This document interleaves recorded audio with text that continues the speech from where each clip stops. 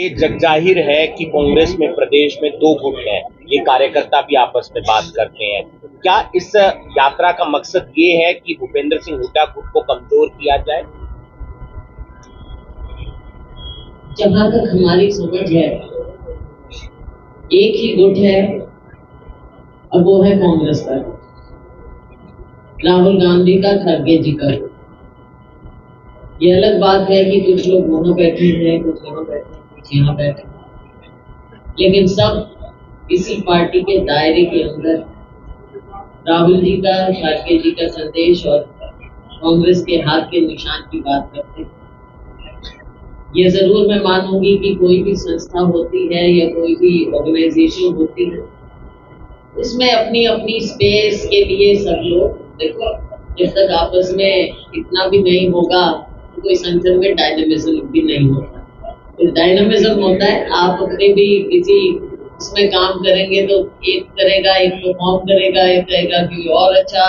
तो ये हर ऑर्गेनाइजेशन का एक कैरेक्टर भी होता है कि सब अपनी अपनी स्पेस में काम करते हैं, इसमें कोई दिक्कत की बात नहीं है। मजबूती कांग्रेस पार्टी को मिली। इंडिया गठबंधन के साथ ही जो है एक बार चलाओ की राह पर चल चुके हैं, चाहे पंजाब की बात करें चाहे पश्चिम बंगाल की बात करें, अलग अलग चुनाव लड़ने की बात करें, क्या कहेंगे? बात ये है कि इंडिया सबकी सहमति से बना, इंडिया जो हमारा अलायंस है, और उसमें सबने मिलकर बातें की, सबसे बातचीत हुई और सबसे बातचीत चल रही है। वापस में कब क्या कैसे, ये उस लेवल की बातें हैं, हम यहाँ पर बैठकर उस पर टिप्पणी नहीं कर सकते और ना करना चाहिए। आप लोकसभा चुनाव लड़ रहे हैं या एफआईआर दर्ज हुई है? राहुल गांधी की यात्रा के दौरान उन पे एफआईआर दर्ज हुई है, कन्हैया पे, वेणुगोपाल पे, क्या कैसे देखते हैं? जी बिल्कुल, हमने देखा वहाँ पर जिस तरह से पहले से ही मंशा रही वहाँ सरकार की कि कैसे भी करें, वरना आप सोच सकते हैं कि अफसर सामने लेट जाएं और ऐसे बैरिकेड लगाएं। जब इतना बड़ा नेता इतनी बड़ी यात्रा पहले भी की है, अब भी कर रहे हैं और शांतिपूर्वक, तो नोट करने वाली बात ये है कि ये यात्रा हजारों किलोमीटर कर चुके हैं और कर रहे हैं, तो शांतिपूर्वक कर रहे हैं। कभी कहीं ऐसा इंसिडेंट नहीं हुआ, लेकिन वहाँ की लोकल जो भारतीय जनता पार्टी सरकार है, वो पहले से ही इस तरह से करना चाहते थे। लाठीचार्ज किया जाता है कि जब इतने बड़े सीनियर पॉलिटिकल लीडर जाएं, बैरिकेड लगाए जाते हैं क्या? ये तो सारी बातें पहले फैसला किया जाता है एडमिनिस्ट्रेशन के साथ कि ऐसे यात्रा जाएगी, ऐसे सब होगा, बंदोबस्त किया जाता है।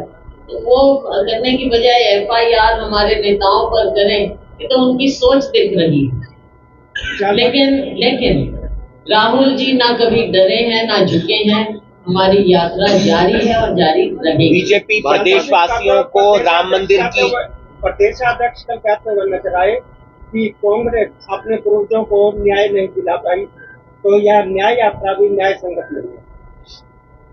बीजेपी ने कहा, बीजेपी के प्रदेश अध्यक्ष नैब सैनी ने कहा ये।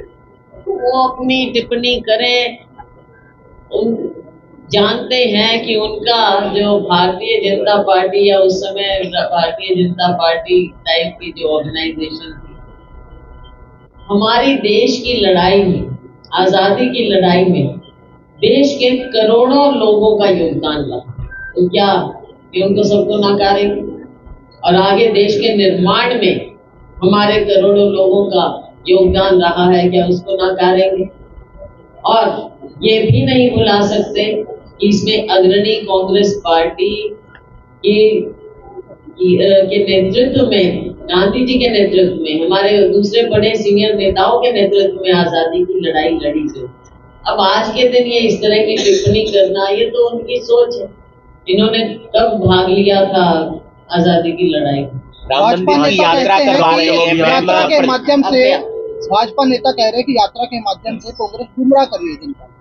देखो, वो अपने घर में देख लें कि उनके कौन से नेता किससे बात करते हैं, किससे नहीं बात करते, और क्या उन्होंने जुमलों के आधार पर अपनी सरकार नहीं बनाई। उनका तो आधार ही जुमला था, जो खुद इन्होंने सर्टिफाई किया। माननीय गृह मंत्री जी से जब पूछा गया चुनाव के बाद कि आपने तो 15 लाख की बात कही, आपने ऐसा कहा, तो उन्होंने कहा ये तो चुनावी जुमला था। जिस पार्टी के जिस सरकार का आधार ही जुमला हो, वो दूसरों पर क्या उंगली उठाएंगे? पहले अपनी सफाइयां दे दें जनता को। राम मंदिर की यात्रा करवा रहे हैं अगले महीने से। अभी आप प्रदेश के अंदर प्रदेश के जो तमाम लोग हैं उनको राम मंदिर की यात्रा करवाई जाएगी बीजेपी की तरफ से। आपका क्या कहना है? देखो, ये चीजें ये करते हैं, करते रहेंगे। हम पहले भी कह रहे थे कि राम किसी के पर्सनल प्रॉपर्टी भगवान राम नहीं हो सकते, ना हुए हैं, ना कभी होंगे समय के अंत तक।